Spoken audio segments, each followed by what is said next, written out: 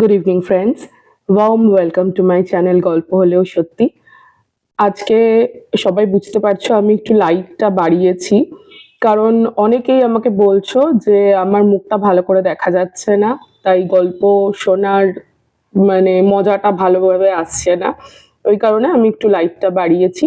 তো অবশ্যই আমাকে কমেন্ট করে জানিও যে এই লাইটটা ঠিক আছে না, এর থেকে একটু বাড়াতে হবে না কমাতে হবে, সেটা অবশ্যই আমাকে একটু জানিও, ঠিক আছে? আচ্ছা, আজকে যে গল্পটা বলবো সেটা হচ্ছে 50-60 বছর আগের ঘটনা। এটা হচ্ছে রানাঘাটের একটা ঘটনা। হ্যাঁ, তো একজন পোস্ট মাস্টারের ঘটনা এটা। তো ওনার নাম হচ্ছে দীনেন বাবু, আর ওনার ওয়াইফ হচ্ছে মিনতি দেবী, আর ওনার 3 ছেলে মেয়ে। তো এই ওনার ফ্যামিলি নিয়ে ওই পোস্টমাস্টারদের তো জানোই যে ট্রান্সফারেবল জব হয়। তো ওনারা এক জায়গা থেকে রানাঘাটে ওনার ট্রান্সফার হয়, তো ওখানে উনি গেছেন। ওনার বড় ছেলে হচ্ছে অমল, ও একটু বড়, ও নতুন চাকরি পেয়েছে। আর বাকি 2 ছেলে মেয়ে ছোট, ওরা স্কুলে পড়ে। তো যেই বাড়িটাতে গেছে, বাড়িটা বেশ বাগান টাগান আলা, বেশ বাড়ির মধ্যে একটা পুকুরও আছে। তো ওই ভাড়া গেছে। তো 3টে ঘর আছে, বেশ সুন্দর বাড়ি, বেশ বাগান আছে, তাল গাছ আছে, অনেকগুলো তাল গাছ আছে। তো এরকম ভাবে, তো ওরা যেদিনকে গেছে, তো আহ, এরকম ভাবে বেশ পছন্দ হয়েছে ওদের বাড়িটা। তো এরকম চলছে। আর অমলের অফিস হচ্ছে নৈহাটিতে, তো ও রোজ ডেলি প্যাসেঞ্জারি করতো, ট্রেনে করে যাতায়াত করতো, ভোরবেলা যেত আর 8টা 8:30 নাগাদ রাত্রেবেলা ফিরতো। তো প্রথম যেদিন গেছে ওরা, প্রথম 1-2 দিন পর থেকেই রাত্রেবেলা মিনতি দেবী হঠাৎ করে ধূপ ধূপ করে আওয়াজ পাচ্ছে। এবার যেহেতু বাড়িতে অনেকগুলো তাল গাছ আছে, ওনার ধারণা হয়েছে যে মনে হয় তাল পড়ছে।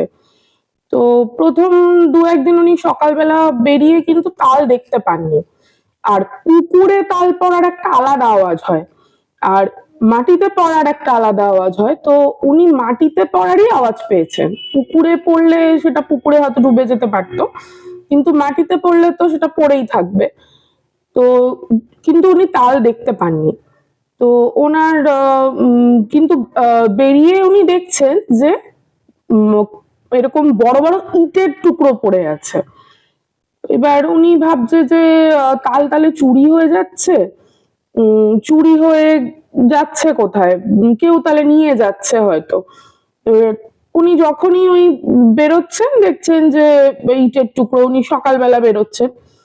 তো একদিন উনি, যেদিনকে রাত্রেবেলা ওরকম আওয়াজ হয়েছে, সেই দিনই তখনই বেরিয়েছেন লম্ফ, তখন লম্ফ ছিল, রাত্রেবেলা তো লাইটের ব্যাপার ছিল না। তো লম্ফ হাতে করে বেরিয়েছেন, বেরিয়ে দেখছেন যে সেম ওই একটা আগলা ইট পড়ে আছে, কোনো তাল নেই। এবার উনি ভাবছেন যে বাড়ির মধ্যে এরকম আদলা ইট কে ফেলবে। তো ভাবলে উনি ওনার হাজবেন্ডকে বলেওছেন, কিন্তু এর কোনো সলিউশন সেরকম ভাবে পাওয়া যায়নি। তো এই ব্যাপারটা চলছে। এবার একদিন কি হয়েছে, অমল খুব বেশি দিনের ডিফারেন্সে না, ওরা ওখানে পৌঁছানোর 6-7 দিনের মধ্যেই অমল ট্রেনে ফিরতে ফিরতে ও শুনেছে যে ওর একটা খুব ক্লোজ ফ্রেন্ড ছিল সবুজ বলে, ওরা আগে যেখানে থাকতো সেখানে। তো ও শুনেছে যে সবুজ অ্যাক্সিডেন্টে মারা গেছে। তো ট্রেনে ও শুনেছে। তো ওর যথারীতি খুব মন খারাপ। এবার তখনকার দিনে তো অত ফোন টোনের ব্যাপার ছিল না যে ফোন করে খবর নেবে বা কিছু, বা ও ফোনে খবর পাবে এরকম না, ট্রেনে কোনো এক যাত্রীর কাছ থেকে শুনেছে। শুনে ওর খুবই মন খারাপ নিয়ে বাড়ি আসছে। তো বাড়ি আসতে আসতে ওদের বাড়িরই যে পুকুরটা, সেটাই এতটাই বড় যে ওরা ওই পুকুরের পাশ দিয়েই, রাস্তা দিয়েই ওদের বাড়িতে যেতে হতো। তো ওই পুকুরের পাশ দিয়েও আসছে। তো ওই পুকুরটার অনেক দিকে ঘাটও ছিল। দেখছে খুব অদ্ভুত ভাবে যে ওর ওই আহ, ঘাটে সবুজ বসে আছে। এবার ও দেখে ভাবছে কি তাহলে কি ও ভুল খবর পেলো যে সবুজ এখানে বসে আছে, অথচ ও খবর পেলো যে সবুজ মারা গেছে। হুম। তো ও তো যথারীতি ওর বেশ আনন্দ হয়েছে যে সবুজ এখানে রয়েছে, ও ভেবেছে যে ওর সাথে হয়তো দেখা করতেই এসছে। তো ও তখন মানে জিজ্ঞেস করেছে সবুজকে যে কিরে তুই এখানে। তো তখন বলছে কি যে তোর না খুব বিপদ, তাই তোকে একটু সাবধান করতে এলাম। তখন অমল বলছে যে বিপদ, কিসের বিপদ? বলছে আছে বিপদ, তোর তোকে সাবধান করতে এলাম, তুই একটু সাবধানে থাকিস। বলেই ও পুকুরের মধ্যে নেমে চলে গেল। মানে ও আর দেখতেই, অমল ওকে জিজ্ঞেস করছে কি রে কোথায় যাচ্ছিস কোথায় যাচ্ছিস, ও পুকুরে নেমে জাস্ট একদম অদৃশ্য, আর ওকে দেখাই গেল না। এবার তো অমল খুব ভয় পেয়ে গেছে, একদম হাত পা কাঁপছে ওর যে এটা কি। তো তাড়াতাড়ি করে ও দৌড়ে বাড়ি গেছে। বাড়ি গিয়ে ওর মা বাবাকে এই ঘটনাটা বলেছে যে এরকম দেখেছে অমলকে, আর ও ট্রেনে এরকম শুনেওছে যে অমল মারা গেছে। তো খবর পাওয়ার কোনো রকম রাস্তা নেই যে ওই মুহূর্তে যে সত্যি অমল বেঁচে আছে কিনা। তো যাই হোক, তো কিন্তু ওর একটা ডাউট হয়েইছে যে এরকম পুকুরের মধ্যে তো কোনো একটা জীবিত মানুষ তো ওরকম ভাবে নেমে অদৃশ্য হয়ে যেতে পারে না। তো তোর মা বলছে ঠিক আছে, এরকম দেখলি, আহ, তুই একটু সাবধানেই থাকিস, কি দরকার এরকম বলছে যখন তোকে। তো এরকম চলছে। এবার এক তো হচ্ছে দুরকম ব্যাপার হচ্ছে, এক মিনতি দেবী রাত্রেবেলা শুনছেন যে ছাদের মধ্যে দিয়ে কিছু মানে জোরে জোরে টেনে নিয়ে যাওয়ার আওয়াজ। হ্যাঁ। আর কিছু ধূপ ধূপ করে পড়ার যেরকম তাল পড়ছে ভেবে উনি বাইরে বেরোচ্ছিলেন, এটা তো চলছিলই।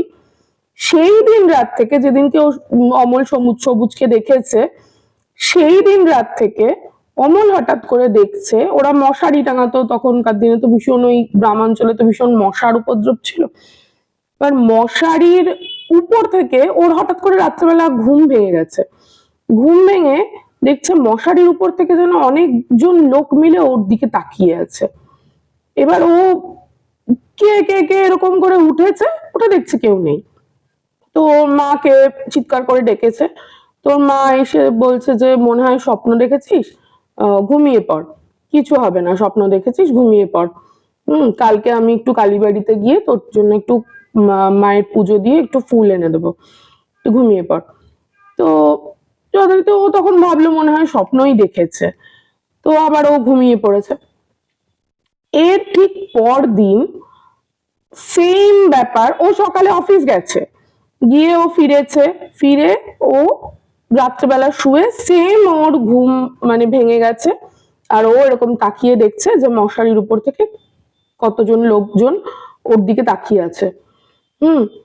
এইবার ও মানে চোখ তাকিয়ে ভালো করে বোঝার চেষ্টা করছে যে ও কি স্বপ্ন দেখছে না এটা সত্যি।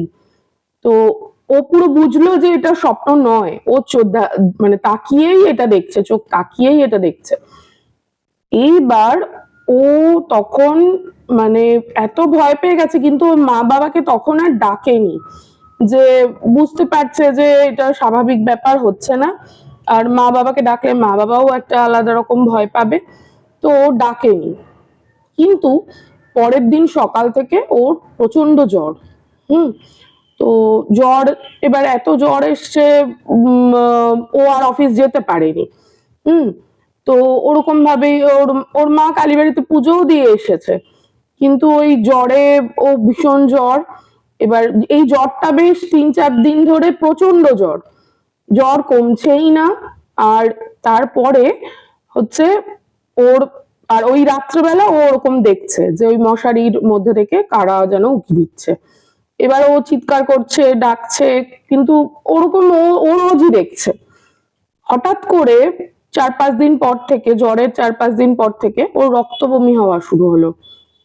এবার তখন ওই দিনেন বাবু আর রিস্ক না নিয়ে ওকে হসপিটালে ভর্তি করে দিল। কিন্তু খুব দুঃখের বিষয় যে 7 দিন পর ও কিন্তু মারা গেল। ওর এবার তো এরা সবাই খুব ভেঙে পড়েছে। হুম। এবার যথারীতি ওর শ্রাদ্ধের দিন, ওর যেদিন শ্রাদ্ধ হবে, তো সেই দিনকে পাড়ার একজন এসে ওদেরকে বলছে যে এই বাড়িতে না একজন হাজবেন্ড ওয়াইফ আর একটা বাচ্চা থাকতো, খুব দেনার দায়ে জর্জরিত হয়ে এই আপনার যে ছেলে যেই ঘরে থাকতো এই ঘরে ওরা গলায় দড়ি দিয়েছিল, তিনজনে মিলেই। তো একদম তিনজনই মারা গেছিল। আর তারপর থেকেই এই বাড়িটা অভিশপ্ত। তো উনি তখন মিনতি দেবী খুব কান্নাকাটি করতে করতে বলছেন, আমাদের একটু আগে বললেন না। বলছে কি বলুন তো, এটা তো সরকারি ভাবে এসছেন উনি, আপনার হাজবেন্ড তো, এরকম আমি যদি আলাদাভাবে কিছু বলতে যাই আমাদের উপর যদি কোনো রকম পঞ্চায়েত থেকে কোনো রকম চাপ সৃষ্টি হয়, ওই জন্য আমি আগে কিছু বলিনি। কিন্তু আপনার বাড়িতে এরকম একটা ঘটনা ঘটলো, আপনারা না এখান থেকে চলে যান, এখানে থাকবেন না, অন্য কোথাও গিয়ে থাকুন, এখানে আর থাকবেন না। তো যথারীতি তারপরে ওরা ওখান থেকে শিফট করে। তো এটাই হচ্ছে ঘটনা। আর সব থেকে অদ্ভুত ব্যাপার হচ্ছে সবুজের ঘটনাটা, যে সবুজ এসে ওকে কিন্তু সাবধান করেছিল। আর ওরা যদিও বুঝতে পারেনি বা কি ধরনের সাবধান সেটাও বুঝতে পারেনি। তো এটাই ঘটনা। আর আশা করছি সবার ভালো লাগবে। আর ভালো লাগলে প্লিজ চ্যানেলটা সাবস্ক্রাইব করো আর লাইক করো, আর অবশ্যই আমাকে কমেন্ট করে জানিও কেমন লাগছে। আজকের মতো বাই, গুড নাইট।